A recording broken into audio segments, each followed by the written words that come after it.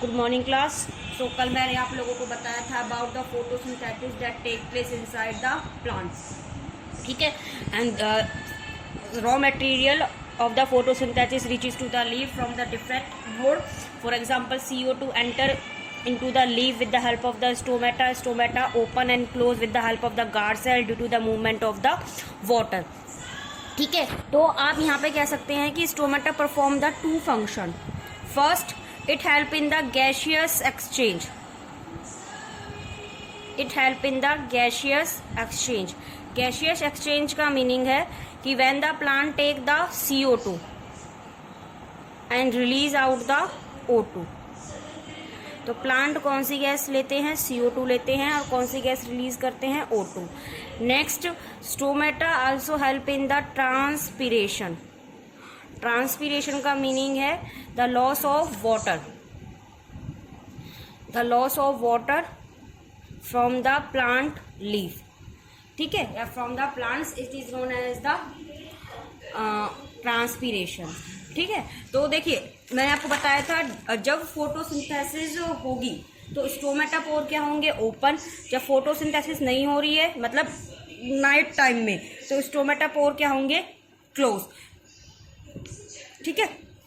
तो day time में स्टोमेटापोर open है, ठीक है. और डे टाइम में प्लांट्स में फोटोसिंथेसिस भी हो रहा है और रेस्पिरेशन भी.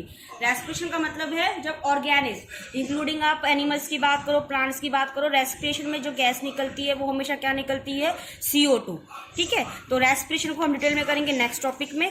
तो और मैंने आपको बताया था फोटोसिंथेसिस की रिएक्शन क्या होती है? 6CO2 प्लस 12H2O किसकी प्रेजेंस में? सनलाइट और क्लोरोफिल की प्रेजेंस में क्या बन रहा है? ग्लूकोज बन रहा है, ऑक्सीजन बन रहा है और वाटर बन रहा है. Now come to the nutrition in animal. Nutrition in animal. तो न्यूट्रिशन इन एनिमल्स कैसा होता है? हेट्रोट्रॉफिक होता है. और हेट्रोट्रॉफिक के भी मैंने आपको डिफरेंट टाइप्स बताए थे. तो यहाँ पे मोस्टली हम एनिमल्स में बात करेंगे होलोजोइक न्यूट्रिशन की. होलोजोइक न्यूट्रिशन मैंने आपको क्या बताया था कि डाइजेशन जो होगा फूड का, digestion of food take place inside the body of living organism, ठीक है. तो जब फूड का डाइजेशन क्या हो रहा है?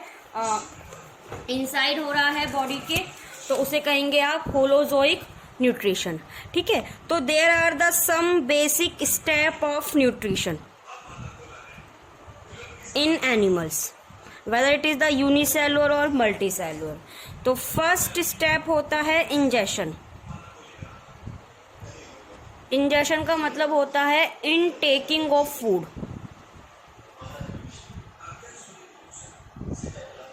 ठीक है. मतलब फूड को आप इनटेक कर रहे हो, ले रहे हो, जैसे आप फूड खा रहे हो, ठीक है, वो क्या है? Ingestion. Next is the digestion. Digestion of food का मतलब है जो आप फूड ईट करते हो वो फूड की कौन सी फॉर्म होती है? Complex form. That complex form of food is broken down into the simple form of food. Is broken down into the simple form of food with the help of the digestive enzymes. तो animals की body में कुछ enzymes होते हैं that help in the conversion of the simple food या digest the simple food into the that digest the complex food into the simple food, ठीक है. तो उसको कहेंगे डाइजेशन. फॉर एग्जाम्पल, जो आप suppose you eat the carbohydrate. Eat the carbohydrate का मतलब है कि आप सपोज पोटैटो ईट कर रहे हो या ऐसा फूड ईट कर रहे हो जिसमें कार्बोहाइड्रेट्स की अमाउंट बहुत ज़्यादा है. तो कार्बोहाइड्रेट्स की मोस्ट कॉम्प्लेक्स फॉर्म होती है स्टार्च, क्योंकि प्लांट जो अपना फूड स्टोर करता है वो किस फॉर्म में करता है? स्टार्च की फॉर्म में. याद रखना है, प्लांट किस फॉर्म में अपना फूड स्टोर कर रहे हैं? स्टार्च की फॉर्म में, ठीक है. तो स्टार्च जो कार्बोहाइड्रेट की है वो कैसी है? Complex form. और जब एनिमल्स की बॉडी में स्टार्च जाता है तो starch break down into the simple form of carbohydrate that is the glucose, ठीक है. तो इस प्रोसेस को कहते हैं digestion. The complex food is broken down into the simple food. तो मैंने आपको यहाँ एग्जांपल बताया है कार्बोहाइड्रेट्स का, ठीक है. Next one is the digestion, next one is the assimilation, sorry absorption. Absorption है, अब जो सिंपल फूड बन गया है कि कॉम्प्लेक्स फूड ब्रेकन डाउन हो गया है सिंपल फूड में, इसी सिंपल फूड को जब बॉडी क्या कर रही है, एब्जॉर्ब। यहाँ पे बॉडी एब्जॉर्ब का मतलब है particularly every cell, body cell absorb the digest food, absorb the digest food. तो जैसे जो मल्टी सेलर ऑर्गेनिज्म होते हैं, इवन इंक्लूडिंग आपकी बॉडी, उसमें जो सर्कुलेटरी सिस्टम होता है, ठीक है, या ट्रांसपोर्ट जो सिस्टम होता है बॉडी में, they help in the absorption of the food और circulation of the food to all over the body. Next is the assimilation. Assimilation का मीनिंग है कि जो एब्जॉर्ब फूड है, जिसको बॉडी सेल ने एब्जॉर्ब कर रखा है, एब्जॉर्ब फूड का पूरी तरह से यूटिलाइज होना बॉडी में। Absorb food is utilise in the body for growth, उसको कहते हैं assimilation. Next last is the egestion. Egestion मतलब फूड डाइजेस्ट भी हो गया है, एब्जॉर्ब भी हो गया है, बॉडी ने उसको यूज भी कर लिया है, उसके बाद जो अनडाइजेस्टेड फूड है it remove out, undigested food remove out from the body, उसके लिए क्या वर्ड यूज करते हैं, इजेशन। तो न्यूट्रिशन के 5 बेसिक स्टेप होते हैं। First one is the ingestion, next one is digestion, next one is absorption, next is assimilation and last one is the egestion. तो मैंने आपको एक बात करी थी कि जो प्लांट है वो अपना फूड स्टोर करते हैं स्टार्च की फॉर्म में। तो बहुत इंपॉर्टेंट बात है प्लांट के केस में, जो प्लांट्स हैं, ठीक है, वो अपना फूड प्रिपेयर करते हैं ग्लूकोज की फॉर्म में। प्लांट्स में जो फूड प्रिपेयर होता है वो किस फॉर्म में होता है, ग्लूकोज की फॉर्म में। लेकिन जब वो ट्रांसपोर्ट होता है, भाई ग्लूकोज कहाँ पे बन रहा है, लीफ में, लेकिन प्लांट के every part it need the food, तो glucose have to be transport और food have to be transport to the other part.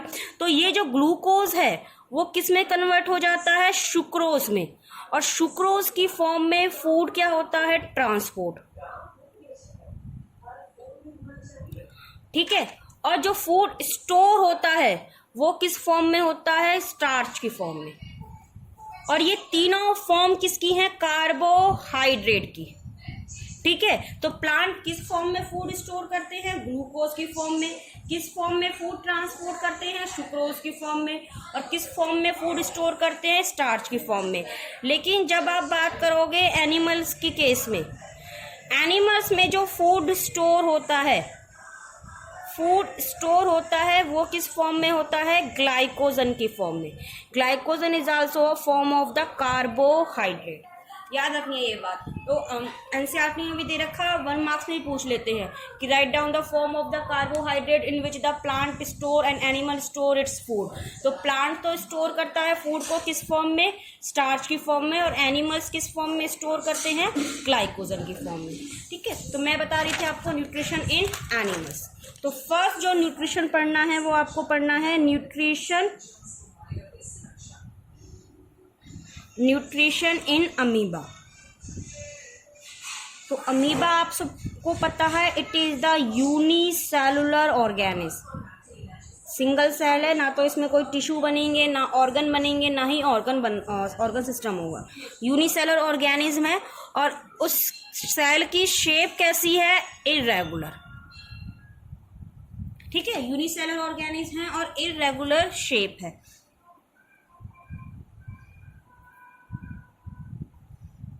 ठीक है, तो इसके पास क्या होगा, सेल में जितने भी होता है भाई, एनिमल सेल है तो आउटर कवरिंग क्या होगी, प्लाज्मा मेम्ब्रेन होगी, न्यूक्लियस होगा, वैक्यूल होगा, आउटर कवरिंग प्लाज्मा मेम्ब्रेन है, और साइटोप्लाज्म के अंदर क्या प्रेजेंट होगा, सारे सेल ऑर्गेनल। तो देखिए जो अमीबा होता है, और जब अमीबा मूव कर सकता है वो with the help of the pseudopodia, याद रखना है, with the help of the pseudopodia. अब ये सूडोपोडिया क्या होते हैं, इसको आप तोड़ सकते हो 2 वर्ड में। सूडो का मतलब होता है फॉल्स, और पोरिया का मतलब होता है फीड। ठीक है, तो अमीबा क्या कर सकता है? लोकोमोशन। क्या कर सकता है? लोकोमोशन। तो देखो दो बात होती हैं, एक होता है लोकोमोशन, एक होता है मूवमेंट। क्या फर्क होता है लोकोमोशन में? लोकोमोशन में ये फर्क होता है कि जब एनिमल्स अपनी पोजीशन चेंज कर रहे हैं, मतलब animals move from the one place to another place. जैसे मोशन में पढ़ते हो ना कि उसकी पोजीशन चेंज हो रही है, फिजिक्स में जो मोशन में पढ़ते हो, ऐसे ही है लोकोमोशन। लोकोमोशन में when the organism move from the one place to another, move from one place to other place. ठीक है, जब आप बात करते हो मूवमेंट की, तो उसमें क्या चेंज नहीं होती है? पोजीशन। मतलब आप एक पोजीशन में बैठे हो या एक प्लेस पे बैठे हो और ओनली क्या मूव कर रहे हो? अपने बॉडी पार्ट्स। भाई जब आप बात करते हो, जैसे मैं आपको पढ़ाती हूँ तो मेरे फिंगर्स आप मूव करते हुए दिखाई देते होंगे, तो मेरी वो क्या शो कर रही है? मूवमेंट। ठीक है, लोकोमोशन जब पोजीशन चेंज हो, जब प्लेस चेंज हो एक प्लेस से दूसरे प्लेस पे, तो जो मूवमेंट होती है वो कौन शो करते हैं? प्लांट्स। क्योंकि प्लांट्स कैसे होते हैं? स्टेशनरी। ठीक है, और लोकोमोशन क्या शो करते हैं? एनिमल्स। ठीक है, तो अमीबा में क्या होता है? सूडोपोडिया होते हैं, और सूडोपोडिया क्या होता है? False feet. सूडोपोडिया एग्जैक्टली क्या होते हैं? These are the extension of the plasma membrane. क्योंकि आपको पता होगा, सेल चैप्टर में आपने 9th में पढ़ा होगा कि जो प्लाज्मा मेम्ब्रेन है वो कैसे होती है? फ्लेक्सिबल होती है। ठीक है, वो इन्वेजिनेट हो सकती है अंदर की तरफ, बाहर की तरफ, according to the environmental condition और according to the environmental stimulus. तो सूडोपोडिया कहाँ से बन रही है? प्लाज्मा मेम्ब्रेन से बन रहे हैं सूडोपोडिया। तो मैंने ये बनाया है फूड पार्टिकल। ठीक है, तो अमीबा या food particle when come in contact with the amoeba, तो क्या होना है कि जो अमीबा के सूडोपोडिया हैं,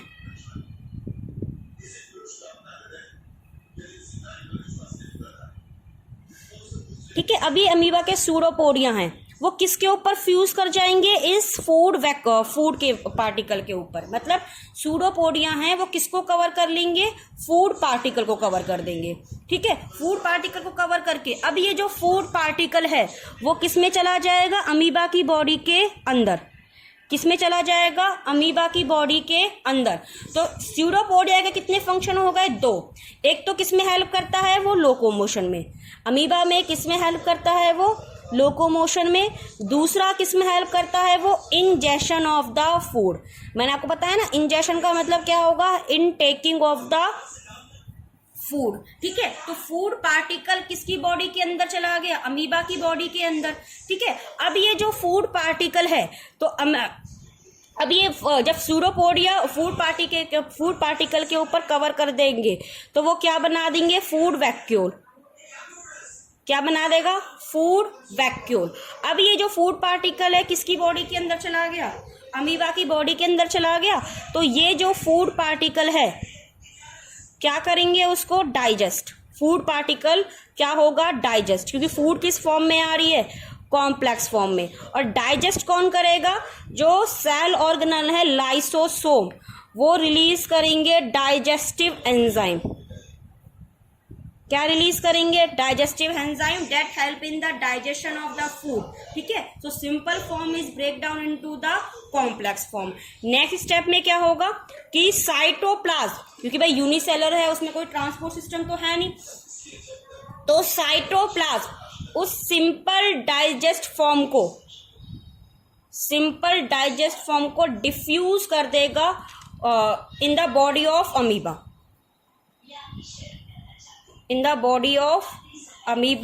लास्ट में क्या होगा? फूड क्या हो जाएगा? एब्जॉर्ब हो जाएगा, और जो और एब्जॉर्ब होके बॉडी में यूटिलाइज हो जाएगा। तो जो यहाँ पे यूटिलाइज और एसिमिलेट का मतलब है कि जो अमीबा है उस फूड पार्टिकल की वजह से अमीबा में क्या होगी? ग्रोथ होगी, और वो क्या करेगा? रिप्रोड्यूस करेगा। क्या होगी? अमीबा में ग्रोथ होगी और वो क्या करेगा? रिप्रोड्यूस। ठीक है, नेक्स्ट जो अनडाइजेस्टेड फूड है वो क्या निकलाएगा? बॉडी से बाहर इजेक्शन हो जाएगा उसका। आ रही है बात समझ में? तो आपके एनसीईआरटी में डायग्राम दे रखे हैं अमीबा के बारे में, 4 डायग्राम है, ठीक है। तो मैंने बताया आपको फर्स्ट अमीबा की बॉडी में क्या होना है, इनटेकिंग होनी है फूड की, उसके लिए वर्ड यूज करोगे आप इंजेशन। किसकी हेल्प से होनी है, सूडोपोडिया की हेल्प से होनी है। सूडोपोडिया क्या होते हैं, these are the extension of the plasma membrane. When the food particle come close to the contact with the body of amoeba, the pseudopodia get fused over the food particle and form the food vacuole, and that help in the intaking of the amoeba. Now the food is combined with the vacuole of amoeba and form the food vacuole, ठीक है। तो after that the lysosome of the amoeba, it release the digestive enzyme which help in the digestion of the food. Now the simple food is diffused by the cytoplasm in the body of amoeba and assimilate in the body of amoeba, and undigested food is removed out by the from the amoeba. तो egestion भी किसकी help से होगा, यहाँ पे plasma membrane की help से। किसकी हेल्प से होगा, प्लाज्मा मेम्ब्रेन की हेल्प से। और उस प्रोसेस के लिए वर्ड यूज करते हैं एक्सोसाइटोसिस। तो आपने 9th में सब पढ़े होंगे ये एंडोसाइटोसिस, एक्सोसाइटोसिस। एंडो तो कोई मटेरियल सेल के अंदर आ रहा है, एक्सोसाइटोसिस जब कोई मटेरियल सेल के बाहर जा रहा है। और इस पूरे प्रोसेस के लिए क्या वर्ड यूज करते हैं, फैगोसाइटोसिस। फैगोसाइटोसिस कॉमनली कहते हैं सेल ईटिंग, ठीक है। तो ये है nutrition in amoeba. Next topic in the human digestive system. Human digestive system, और you can say human alimentary canal. तो आज मैं आपको बस इसका इंट्रोडक्शन बताऊंगी, कल मैं आपको पूरा एक्सप्लेन करूंगी, ठीक है। ह्यूमन डाइजेस्टिव सिस्टम और ह्यूमन एलिमेंट्री कैनाल। तो देखिए human alimentary canal approximately 9 metre long tube, एक ट्यूब होती है which is consist of the various different kind of digestive organ and digestive gland. और अप्रोक्सीमेटली लेंथ किसकी होती है, लेंथ कितनी होती है, 9 मीटर, ठीक है। तो एंटीरियर साइड पे ह्यूमन एलिमेंट्री कैनाल के एंटीरियर साइड पे क्या प्रेजेंट होता है, माउथ, ठीक है। और पोस्टीरियर साइड पे क्या प्रेजेंट होता है, एनस। तो आप पूछोगे मैम ये एंटीरियर और पोस्टीरियर का मतलब क्या होता है। तो देखिए एनिमल्स की बॉडी में, चाहे आप किसी भी एनिमल्स की बात करें, इंक्लूडिंग ह्यूमन बींग्स की बात करें, तो एंटीरियर वो पॉइंट होता है या वो एंड होता है फ्रंट।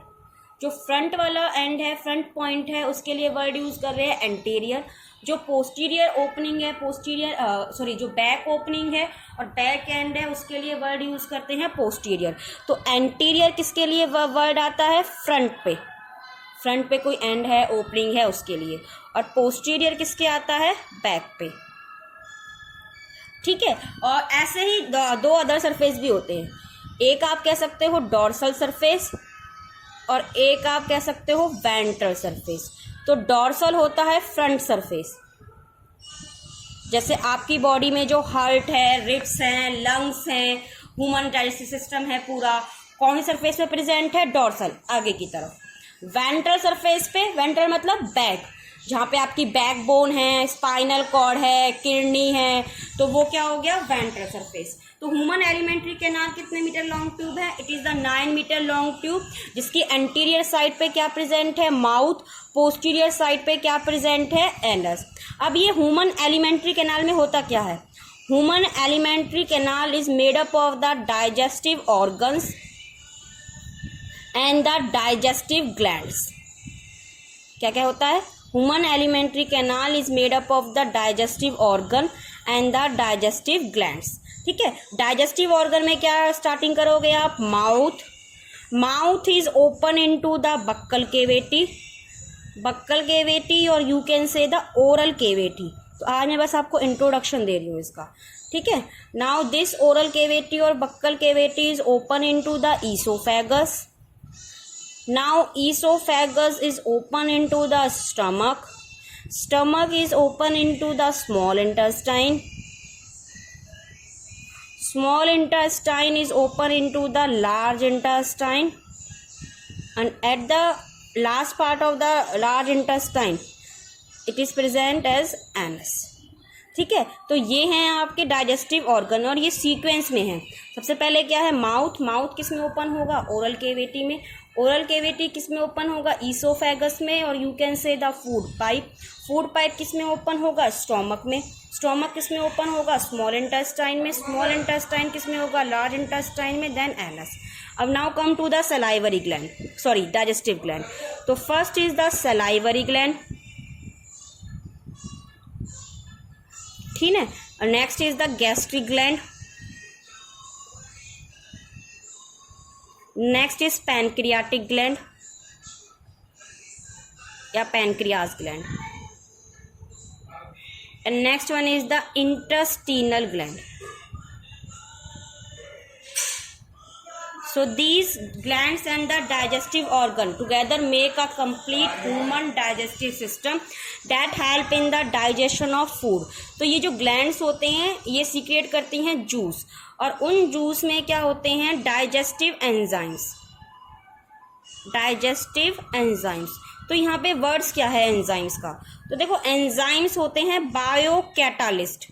तो कैटालिस्ट आपने ना केमिस्ट्री में पढ़ा होगा कभी कि कैटालिस्ट वो होता है जो किसी भी रेट और रिएक्शन को बहुत ज़्यादा उसकी जो रेट है वो क्या कर देता है, इंक्रीज. यहाँ पे बायो वर्ड इसलिए लगाया है क्योंकि वो रिएक्शंस जो हो रही हैं वो किसकी बॉडी में हो रही हैं, लिविंग ऑर्गेनिज्म की बॉडी में हो रही हैं. तो आप कह सकते हो enzymes are the biocatalyst that increase the rate of reaction, that increase the rate of reaction. ठीक है, और यहाँ पे डाइजेस्टिव एंजाइम लगाए हैं पूरा कंप्लीट, क्योंकि these enzyme help in the digestion of food very fastly. यहाँ पे रिएक्शन का मतलब वो ही है भाई, वो रिएक्शंस हो रहे हैं कि कॉम्प्लेक्स फूड ब्रेकन डाउन हो रहा है सिंपल फूड में. This is for today. Okay.